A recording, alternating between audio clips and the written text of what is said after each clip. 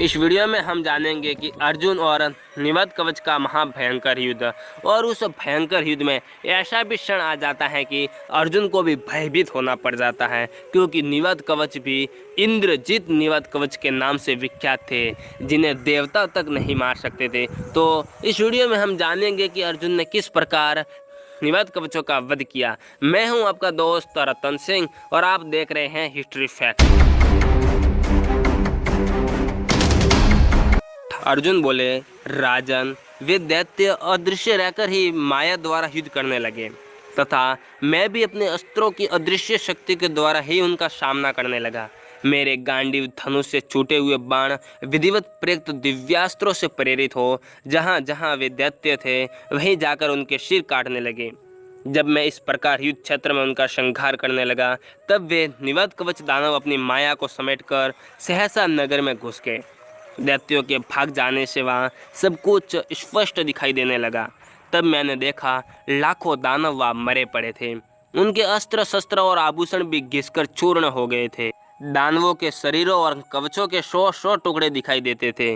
वहाँ दैत्यों की इतनी लाशें पड़ी थी कि घोड़ों के लिए एक के बाद दूसरा और पैर रखने के लिए कोई स्थान नहीं रह गया था। अतः वे अंतरिक्षचारी अश्व वहाँ से सहसा उछलकर आकाश में खड़े हो गए। तत्पश्चात निवद कवचों ने अदृश्य रूप से ही आक्रमण किया और केवल आकाश को आच्छादित करके पत्थरों की वर्षा आरंभ कर दी। भरत नंदन, कुछ भयंकर दानवों ने जो पृथ्वी के भीतर घुसे हुए थे, मेरे घोड़ों के पैर तथा रथ के पहिए पकड़ लिए। इस प्रकार युद्ध करते समय मेरे हरे रंग के घोड़ों तथा रथ को पकड़कर उन दानवों ने रथ सहित मेरे ऊपर सब और शिलाखंडों द्वारा प्रहार आरंभ किया। नीचे पर्वतों के ढेर लग रहे थे और ऊपर से नई नई चट्टानें पड़ रही थी। इससे वह प्रदेश जहां हम लोग मौजूद थे एक गुफा के समान बन गया। एक और तो मैं शिलाखंडों से आच्छादित हो रहा था, दूसरी ओर मेरे घोड़े पकड़ लिए जाने से रथ की गति कुंठित हो गई थी। इस विवशता की दशा में मुझे बड़ी पीड़ा होने लगी, जिसे मातली ने जान लिया। इस प्रकार मुझे भयभीत हुआ देख मातली ने कहा, अर्जुन, अर्जुन, तुम डरो मत, इस समय वज्रास्त्र का प्रयोग करो। महाराज, मातली को वह वचन सुनकर मैंने देवराज के परम प्रिय तथा भयंकर अस्त्र वज्र का प्रयोग किया। अविचल स्थान का आश्रय ले गांडीव धनुष को वज्रास्त्र से अभिमंत्रित करके मैंने लोहे के तीखे बाण छोड़े, जिनका स्पर्श वज्र के समान कठोर था। उसके बाद वज्रास्त्र से प्रेरित हुए वे वज्र स्वरूप बाण पूर्वोक्त सारी मायाओं तथा निवद कवच दानवों के भीतर घुस गए। फिर तो वज्र के मारे गए वे पर्वताकार दानव एक दूसरे का आलिंगन करते हुए धराशायी हो गए। पृथ्वी के भीतर घुसकर जिन दानवों ने मेरे रथ के घोड़ों को पकड़ रखा था, उनके शरीर में भी घुसकर मेरे बाणों ने उन सबको यमलोक भेज दिया।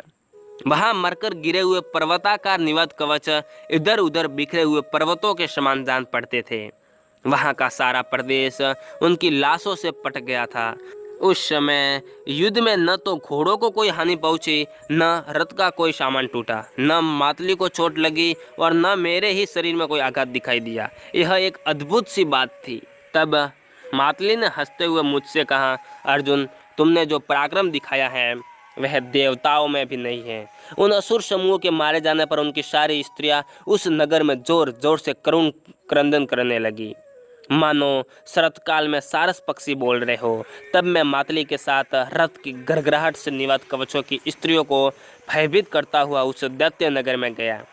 मोर के समान सुंदर उन 10,000 घोड़ों को तथा सूर्य के समान तेजस्वी उन दिव्य रथ को देखते ही झुंड की झुंड दानव स्त्रियां इधर उधर भाग चली। उन डरी हुई स्त्रियों के आभूषणों के द्वारा उत्पन्न हुआ शब्द पर्वतों पर पड़ती हुई शिलाओं के समान जान पड़ता था। तत्पश्चात वे भयभीत हुई दैत्य रानियां अपने अपने घरों में घुस गई। उनके महल सोने के बने हुए थे और अनेक प्रकार के रत्नों से उनकी विचित्र शोभा होती थी। वह उत्तम एवं अद्भुत नगर देवपुरी से भी श्रेष्ठ दिखाई देता था। तब उसे देखकर मैंने मातली से पूछा, सारथे, देवता लोग ऐसा नगर क्यों नहीं बसाते हैं? यह नगर तो मुझे इंद्रपुरी से भी बढ़कर दिखाई देता है। मातली बोले, पार्थ, पूर्व काल में यह नगर देवराज के ही अधिकार में था।